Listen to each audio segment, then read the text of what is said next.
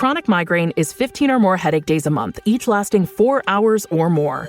Botox, onabotulinum toxin A, prevents headaches in adults with chronic migraine before they start. It's not for those with 14 or fewer headache days a month. It prevents on average 8 to 9 headache days a month versus 6 to 7 for placebo.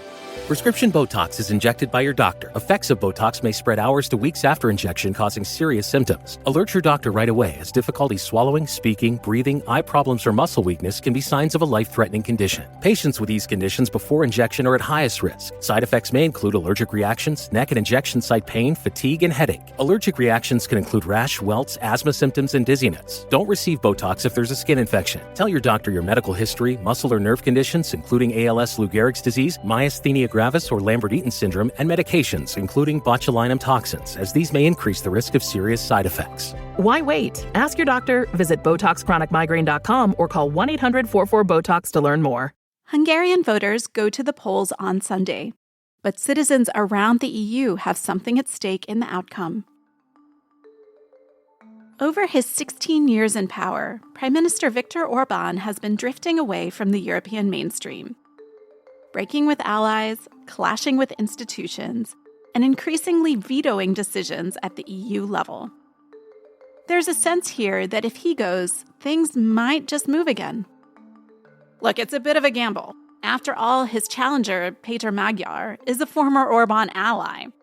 So the hope is that he might simply be less inclined to pick fights with Brussels at every turn. And Magyar isn't even the first serious challenger to Orbán. Last time around, the opposition united around a single figure, but Orbán won anyway. So what would push Hungarian voters to turn away from Orbán this time around? Why rally behind Magyar, a former Fidesz insider, a product of the same system he now wants to dismantle? And if Orbán does lose, what does that change for Europe? Because yes, Brussels might breathe a sigh of relief, but whether Orbán stays or goes, the EU will still have a system that allows one country to hold things up, especially in foreign policy, with a veto. So are we looking at a real shift in how the EU does foreign policy? Or just a change in who gets to block it? I'm Sarah Wheaton, host of EU Confidential. Later in the episode, I'll speak to my colleague Nick Vinocur about whether a leadership change in Hungary would really make EU foreign policy work again, or whether the problem runs much deeper, down to the way the EU actually makes decisions. But first, my conversation with journalist Abigail Frizon. You might recognize her name. She was part of the EU Confidential team not long ago as a trainee. She left us to go work on a very cool project. For months, Abigail has been on the ground in Hungary, filming a documentary about this election. Let's hear from her now. All right, Abigail, it's great to see you. Where are you right now? I can see these beautiful trees. Bring us there with you. Hi, Sarah. It's so nice to see you and hear from you again. I'm in Hungary right now, and I have been in the last 2 weeks. I am going back and forth between the capital, Budapest, to feel the temperature here, but also between rural areas where I'm meeting with local campaigners and talking to them about how this campaign is going. So yeah, what is the temperature of voters in the days before the election?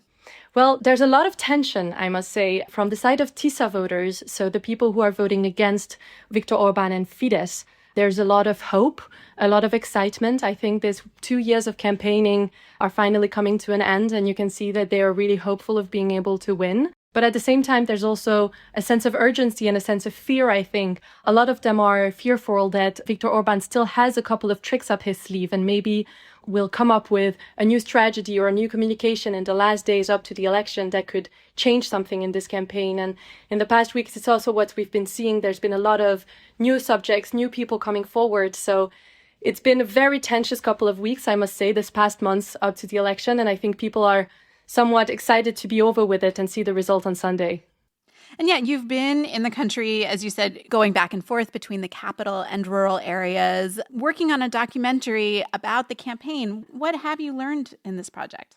So since November, I've been going back and forth. I live in Brussels, but I've been coming to Hungary a couple of times with a camera to try and meet campaigners that are working for this movement Tisza, in rural Hungary.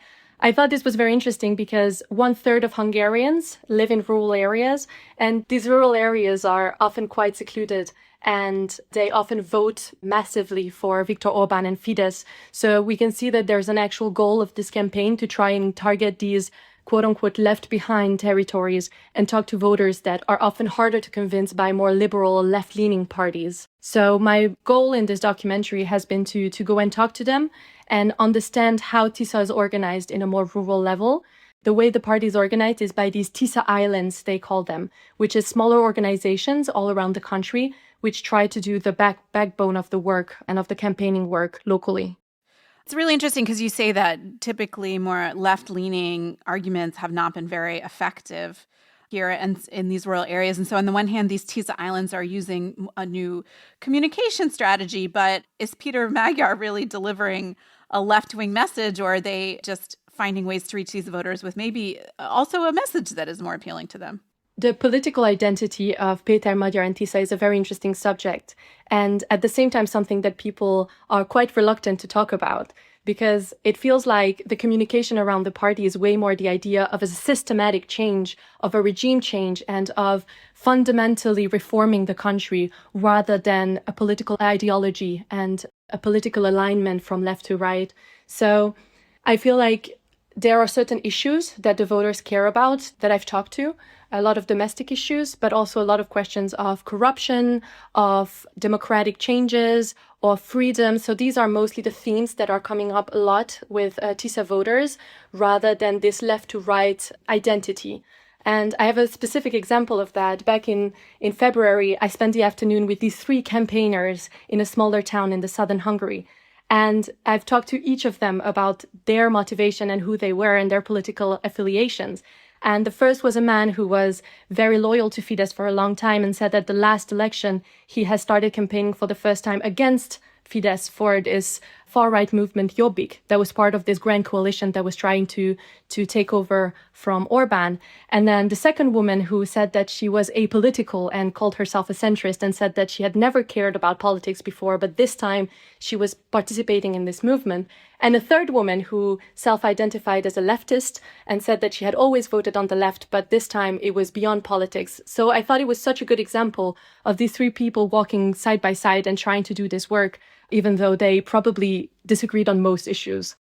Really fascinating, the group of people that Tisza is bringing together. And you've talked a bit about what's driving some of the people who are abandoning Fidesz, but what about the people who are still sticking with Orbán? Like, what is motivating them to stay with their guy who's been around for 16 years and is overseeing a really struggling economy? I think to understand at least partially what's going on in Fidesz voters' brains, it's very interesting to look at the way Orbán communicates. If you look at his speech he's done a month ago at the National Day rally on the 15th of March, he speaks mostly of foreign issues. He rarely talks about domestic issues or the economy, as in local policies. He mostly talks about foreign issues. He speaks of Ukraine and Brussels. And that's what I see also in the couple of voters that I've spoken to, that there's this idea that there's an attack on Hungary from the outside that Viktor Orbán is going to be protecting you from. And this idea that there's a large foreign intervention in Hungarian politics coming from both the European Union and Ukraine, and that Viktor Orbán is kind of the only solution against these interventions and interferences. So that is a subject that comes up quite a lot, this idea that Hungary is under threat. It can be a very clear war threat. So they talk a lot about the wish for peace and the wish to stay out of Ukraine's war, as they call it. And at the same time, this idea that Brussels is trying to meddle with Hungarian politics and keeping Hungary hostage, both politically and economically, and not allowing them to make up their own mind about how they want to run the country. So they really believe that Orbán is this figure that also makes Hungary matter on the international stage with his relationship, for example, with the United States. So I think all of these themes are coming up a lot when you talk to Fidesz voters. Well, yeah, I actually want to jump off on one of those things. Just a few days ago, we had J.D. Vance come to Budapest and campaign for Orbán. You were in town. How did that go over with people? It's actually very surprising because it's something I talked about a couple of days ago with a Tisza voter who said that it was very interesting how Viktor Orbán speaks a lot of foreign affairs, but in his speeches, at least, he doesn't really talk about the friends he has internationally. So he's really trying to put this idea that Hungary is against the rest of the world and is being attacked from the east and from the west, and they can only count on him. But he doesn't really often speak about his relationships. And J.D. Vance, I think, is a very good example of that, of someone who came to Hungary and showed his support quite clearly to Viktor Orbán. And a lot of people on both sides have this fear of foreign intervention. So just like on Orbán's side, the Tisza voters have the same idea, but way more about the United States or about Russia, this fear of foreign intervention, not allowing them to have a straightforward and democratic election. That's really interesting. So there's a bad actor on the outside for both groups of voters, but for the Orbán voters, that bad actor is Brussels, basically. And for Magyar voters, those bad actors are Washington and Moscow. Exactly. So there's definitely this whole foreign side of the campaign. But at the same time, what I think is interesting is that Péter Magyar in his speeches and his communication is really trying to push back on this narrative of only talking of foreign issues. And he's trying to pull back domestic issues because he knows, I think, that on those domestic issues, he can convince a lot of voters by promising a different way forward and different policies.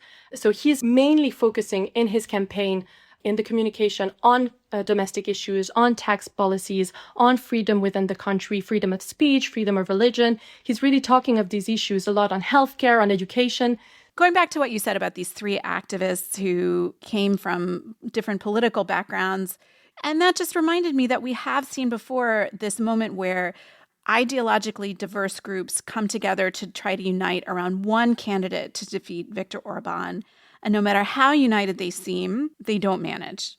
At this point, we are seeing Orbán still about 10 points behind in the polls. So Orbán opponents do seem even more optimistic this time that he will be defeated. So what is different about Magyar and his campaign?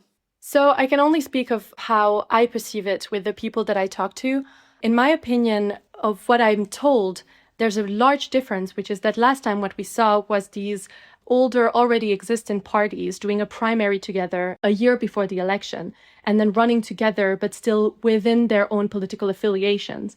And this coalition, as you called it, went from the Socialist Party, MSP, until all the way to Jobbik, which is a far-right movement, which was tough because a lot of people didn't want to vote for the coalition by fear of voting for certain parties they disliked. In this coalition, you also have the party DK, the Democratic Coalition, which is a social democratic party that was at power before Orbán. So people had a lot of opinions already about these parties, whereas here we see a whole new movement where all the other parties kind of endorsed this new party rather than stood beside it and kind of disappeared within this new movement. And I think people can trust, some of them at least trust better, a new movement where the politicians that are represented locally are not from the political sphere, but people that have never before been elected. So there's this idea of a refreshment and a new movement rather than just a coalition of what already existed. And there's also a clearer leadership, I think. Last time we had Péter Markizait that was representing this movement, and he was less present, I think, in the campaign as a face of the movement than Péter Magyar is. But, I mean, it's interesting that you say that he's seen as new and seen as a fresh face because he was a Fidesz insider. You know, he had this big falling out, including with his ex-wife, and now he's created this new party. But some people say, look, this guy actually is really just Orbán light. So I've seen this criticism definitely from certain people I've talked to on the ground. In my experiences, I've seen it more in Budapest rather than in rural areas. I've heard less criticism of him as a person and of the movement in rural areas that I've seen in Budapest. In Budapest, the voters have definitely this mistrust in the character, but a bigger trust in the movement itself and in the necessity to change the Orbán government. So I do see this criticism from certain people towards Péter Magyar. I have been to one of his rallies where at the end of his speech, people were asking questions. And that was the question coming up, which was, how can we trust you when you were part of Fidesz before? And how can we trust you? You're a rich man from the city coming to tell us that you're going to make it better for us. So these are definitely recurrent themes. In his speech, he doesn't necessarily go away from this idea. He doesn't deny that he was supporting Fidesz. I think something that resonates with a lot of people is the disappointment in Fidesz, because a lot of voters used to vote for Fidesz, and the name Fidesz is young Democrats. So there was this idea of Orbán Viktor in the 90s, and a lot of people believed in him. And certain people that went over to Tisza lately were disappointed in Fidesz. So maybe this idea of Magyar Péter also being disappointed and going over to a new movement resonates with them. And he probably doesn't want a lot of help from Brussels, given Orbán's criticism, but it's safe to say that in sort of official Brussels, there is really hope that he will win. He's basically the solution to Brussels' Hungary problem. There's hope that he will stop blocking action to help Ukraine, that he will improve the corruption situation. Has he given any hints that should indeed make Brussels be confident that he'll be more cooperative? For this, I'll speak again of the 15th of March rallies, because I think those are very interesting. There were exactly 28 days before the election, and on the national days, you had these two giant rallies in Budapest happening at the same time. And I think it's very interesting to compare the speeches of the two candidates. And Péter Magyar tried not to speak too much of foreign issues. He didn't speak of the European Union as such, but he did start the speech by saying that Hungary was part of the West and that was its destiny, and part of the European community and part of NATO. So he is showing that European sentiment for sure. And he does have a plan, as he says, to bring back EU funds. So in that sense, yes, he does speak about Brussels and about the European Union, but he is definitely trying not to concentrate too much of his political campaign on that subject, because as I said earlier, there is this fear in Hungarian voters of foreign intervention in their elections. And because of the Hungarian past, I think, of having often had large powers having an effect in Hungary, let that be the Ottoman Empire, the Austrian Empire, or the Soviet Union, there is this fear of having a higher power influencing Hungarian politics. You know, what are the big issues that voters are talking about on the ground that we're not discussing in Brussels? A large issue right now, very recently, is a question around two whistleblowers who have come forward since the end of March speaking against Orbán. First, you had Bence Szabó, who was a former Hungarian police captain and detective who was serving in the cybercrime unit. He came forward speaking of the fact that he was involved in an unusual police and intelligence operation where they had raided the homes of two IT specialists that were linked to Tisza. And he said that there was a lot of pressure from intelligence services to do that operation, and that the reasoning for the investigation felt very different publicly than what was actually discussed internally. And not much later, you had a second whistleblower coming forward that made even bigger waves, who's called Szilveszter Pálinkás. And he's actually an army captain, and he was the public face of the military recruitment campaign of Fidesz and of Viktor Orbán. And he was actually a friend of Viktor Orbán's son.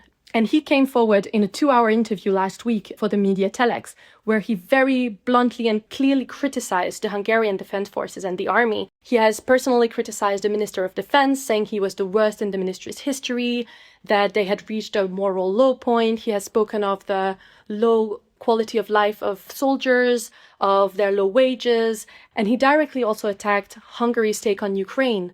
He has said that internally it is seen as a joke, that this idea that Ukraine could be a military threat to Hungary. So he really turned to ridicule even these policies, these foreign policies of Orbán. And he said that in his opinion, you could imagine 90% of the army voting against Fidesz and saying that that is what he sees on the inside. So it was actually very interesting to see, because it's not something that usually happens in Hungary, to have high-level whistleblowers coming forward against the government. What's the kind of best knockout punch that Orbán has delivered at Magyar? I think definitely this idea that Péter Magyar is not acting on his own, and he's actually the Muppet of foreign powers. Actually, in one of his speeches, he even said Brussels is dressing in a Hungarian men's clothes. And this idea that Péter Magyar is not really who is up against Viktor Orbán. And he has said, it's either me or the country will be run by Zelensky. So there's really this idea that if Péter Magyar gets elected, it's not him that's going to run the country. It's going to be Brussels and Ukraine. And that is really resonating with the people. So just stepping back, Viktor Orbán has come back from behind in the past. And each time he does, it does seem like there's a new movement that kind of rises up to try to take him on. So with this election coming up this weekend, you know, what's at stake? Will this be the end of Fidesz if Orbán loses this election? And if he wins, is it safe to say, like, he's pretty much permanently ensconced from here on out? So definitely there's this sense of urgency. One of the mottos of Tisza is most vagy soha. It means now or never, but they cross off the or never with a red line saying it's now and it will happen. And this movement has grown and grown in the past 2 years, and it feels like it's coming to this end moment where the election is happening. I feel like with a lot of the volunteers I've talked to, they refuse to even talk about a possibility of Fidesz winning again. Of course, that is something that I've heard a lot 4 years ago already when people said, what now? If all of us could unite and still not beat him, what can we do next? So Hungarians in that sense are quite creative with finding new solution, new movements. So I don't know, of course, and I can't look in the future and guess what would happen. What we see is an erosion of certain democratic things in Hungary and new laws being put in place. I think another thing that we're looking at is whether there will be a 2/3 majority in the parliament, because a simple majority is enough to vote laws, but it's not enough to amend the constitution. So that is also a very big question, whether either side will get this 2/3 majority, in which case, of course, there is more power to either sides to actually fundamentally change the constitution and the rules of the country. Okay, Abigail Frizon, thank you so much, doing us proud. Can't wait to see your documentary. Thank you so much, Sarah. See you soon. All right, we're going to take a quick break. When we come back, we'll zoom out.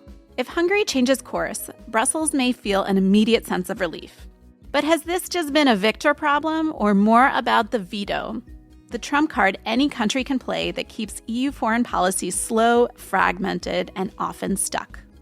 My colleague Nick Vinocur has been reporting on how Europe's foreign policy machinery is creaking under pressure. From Ukraine funding to the war in Iran, and the growing calls to rethink unanimous decision-making altogether. Stay with us. It's crunch time at work, and you need to bring wings to your workday. Visit redbull.com/gettingitdone and answer a couple questions about your work style to get a Spotify customized playlist tuned to your productivity. Plus, score a can of Red Bull on us while you go from to-do to done. And remember, Red Bull gives you wings. Supplies are limited. Terms apply. Visit the website for more information. All right, now to that conversation. So, Nick, you have a piece out this week on EU foreign policy and why it's becoming harder and harder for the EU to act even as the world gets more chaotic. And the argument that we keep hearing is that this is all a problem with unanimity, the fact that we need everybody on board. A single country can veto and hold everything up. We've just been talking about Hungary, and the hope in Brussels is that if Viktor Orbán, the most famous veto player, goes away, then things will get easier. But is the problem really just Hungary, or are they just kind of the clearest example of why this rule isn't working anymore? I think Hungary has kind of made this unavoidable just because it's holding up so much. It's holding up literally all of EU foreign policy.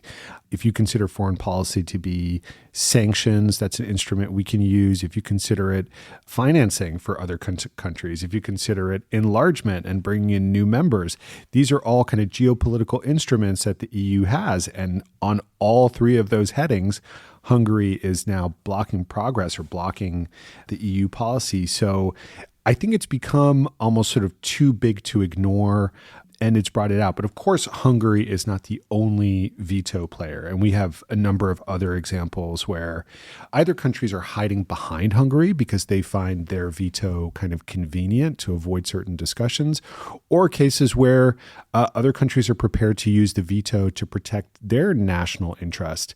You know, talk about enlargement. You can talk about Bulgaria and North Macedonia, letting them in. You can talk about Cyprus. There are a number of countries who see it sort of, their vital interest to have the veto.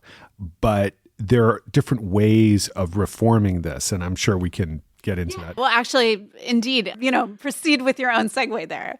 What are some of the ideas on the table? Yeah, I mean, there's been different ideas thrown around. I think the fact that everything is so paralyzed and blocked up has kind of brought forth some reform ideas. Some people say, no, the issue is with the European External Action Service. We should just stuff that back into the Commission and have an EU foreign minister. We will get into that one later. But yeah, for vetoes. I'll just stay on the vetoes. Yeah, it's kind of this shibboleth, basically, that, through treaty reforms, we've had several treaties in the past 20, 30 years.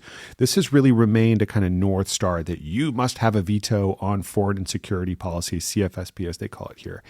And people are really clinging to it. The thing is, you could change it without really going after people's national interest. You could define it more narrowly. You could say, well, you have a joker card if you feel that your country's core national interests are being endangered.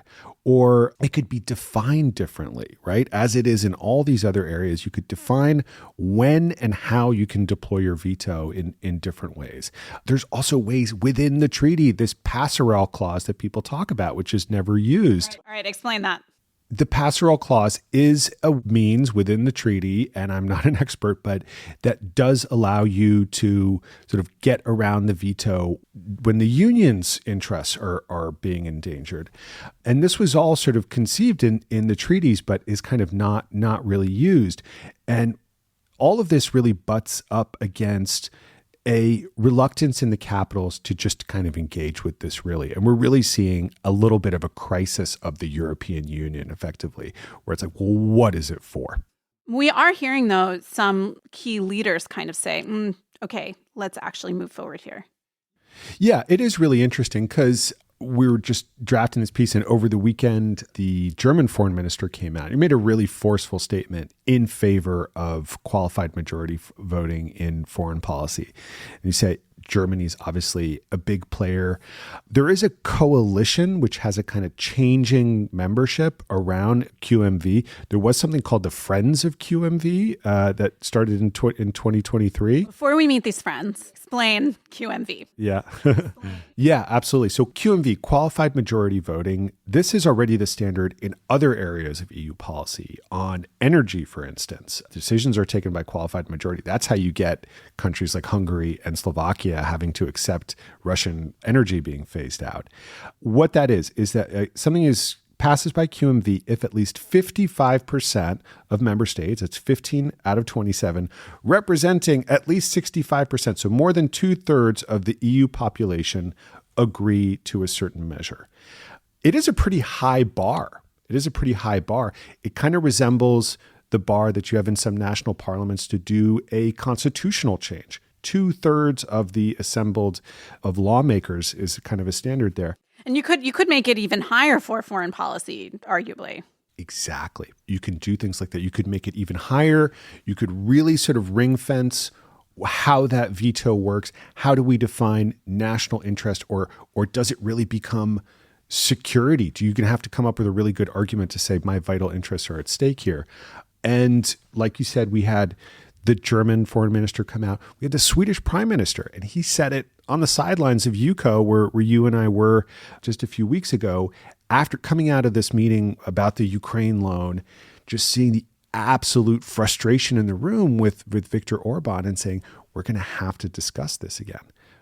Yeah, I mean, I find the Swedish openness to this much more interesting than the German openness to this, because it's sort of easy for Germany to say, these little countries are holding everything up, because the bottom line is nothing happens in the EU if there's it wouldn't even get to the point of the UCO if Germany objects to it. Whereas, yeah, some of these other smaller countries are really giving up an important piece of leverage if they were to give up their veto. They are, but another way of looking at it, and of course the small countries, Bart de Wever, the Belgian prime minister, he kind of made himself the spokesperson for these small countries. They're protecting different things.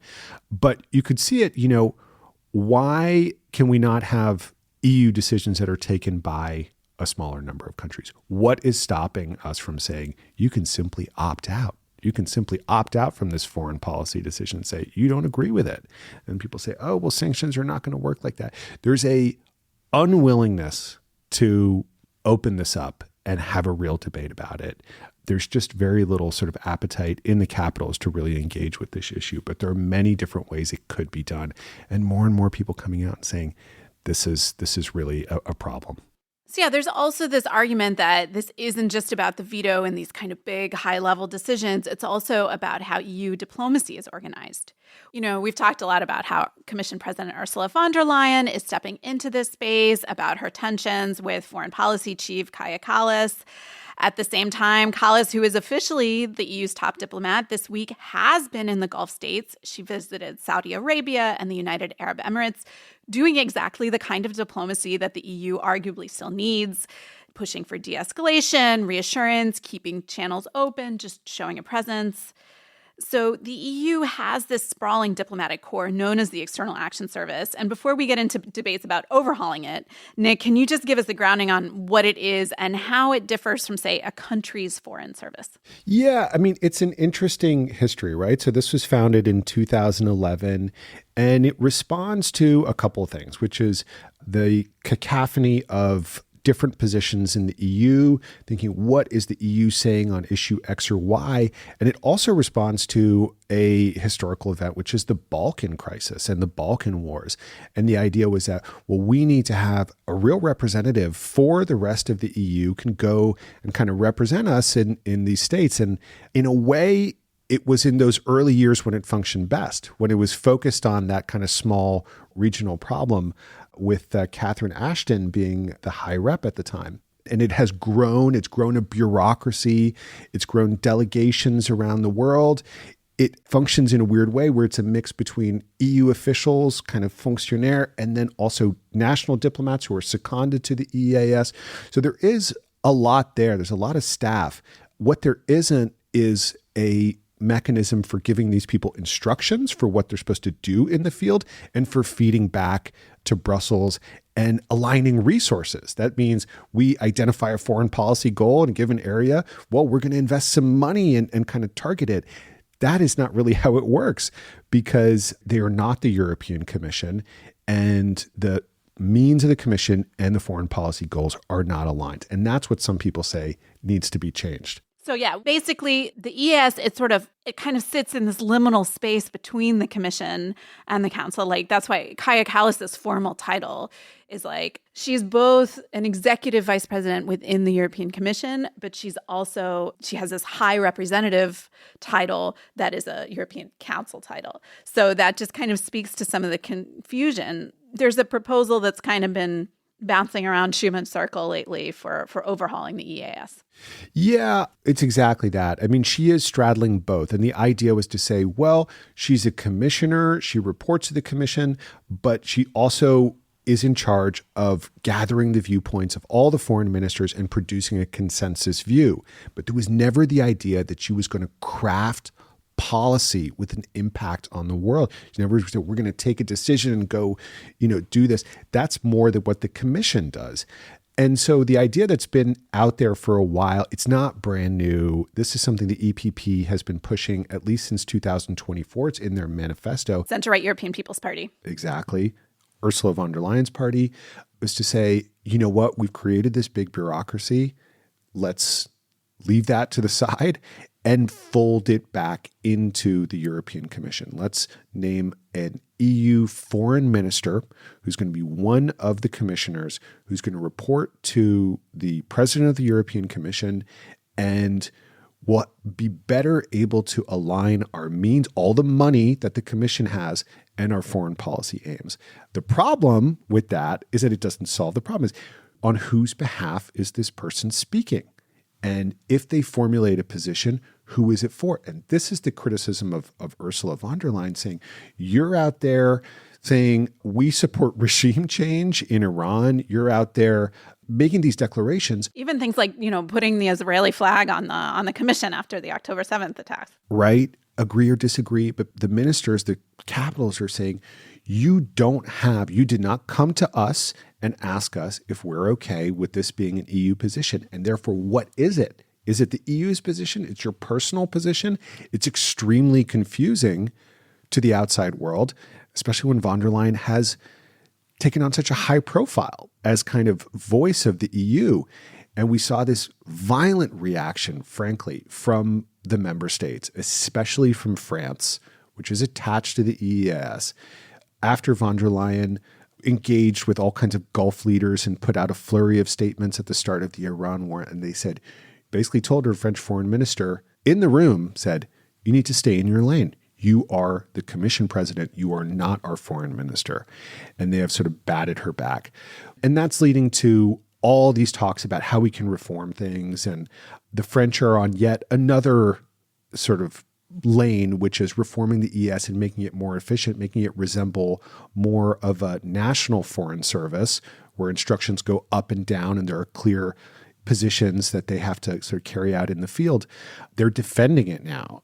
Yeah, Nick, I mean, I guess one consistent thing I'm hearing is, Germany in particular, EPP very dominated by the German CDU, Ursula von der Leyen, German CDU, EPP, biggest economy in the EU. I'm just getting this vibe that the European Union is not a country. And this has kind of always been the challenge whenever people complain about it not moving quickly. And is there a way to sort of have more decisive action, have more clear leadership, but not create this situation where people feel like, I'm from a smaller European country and, we're just being led around by Germany, essentially. Yeah. I mean, there is the opt-out. There is the opt-out. And a lot of EU countries opt out for whole planks of EU policy. They opt out of migration. They opt out of the euro. You could opt out of this statement and say, I'm Malta. I don't agree with the statement on Lebanon. But you do put your finger on a real issue, which is the sense of kind of growing German dominance in town. They already hold a lot of the key positions in town. And the EU kind of rests on a Franco-German balance, effectively. And the feeling is that that balance is now being upset in Germany's favor. And one big factor is the Zeitenwende, Germany's defense ramp up, has really sort of set alarm bells ringing in Paris, where all of a sudden you had this big soft power giant, manufacturing giant across the border. Now they're a defense giant. That used to be just France's thing. And now they see Germany really kind of advancing on defense. And the concern about, well, if we also make big changes in foreign policy, is that Germany's going to become a giant in foreign policy as well. Because if you move to qualified majority voting, like you said, that gives Germany a lot more power to influence the outcome around the council table. And then you would have defense and foreign policy both kind of more weighted towards Germany. And I think this is really causing France to slam hard on the brakes and say, we're not going to do any of it. All right, we'll leave it there. Nick, thank you so much. You're welcome. That's all from us this week. Make sure you subscribe to the Brussels Playbook podcast, the feed you're listening to us on right now, to get more in-depth coverage each Friday. On that note, regular listeners to EU Confidential might notice a new look and branding in your feed in the coming weeks. But don't worry, this podcast isn't going anywhere. No action required other than to hit play. As always, you can reach us on our WhatsApp, the number's in the show notes, or drop us an email at podcast@politico.eu.